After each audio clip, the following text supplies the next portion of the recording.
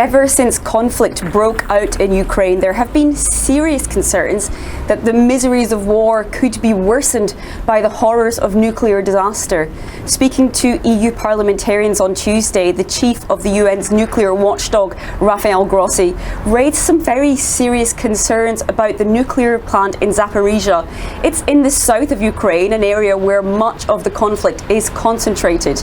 It's the biggest facility of its kind in Europe, and back in March, there was fighting just a few hundred meters from the facility. Grossi says that in itself is unthinkable, and the lack of any serious fallout was very lucky. Now, while Ukrainian operators continue to keep the plant functioning, Russian forces are occupying the site. Grossi described the situation as very, very fragile. He also warned that there are Russian experts at the plant whose function is not entirely clear, and he says this double command could be dangerous. There is potential for disagreement, there is potential for friction, there is potential for contradictory instructions, and certainly you don't want to have that in such a complex, delicate, sophisticated facility as a nuclear power plant.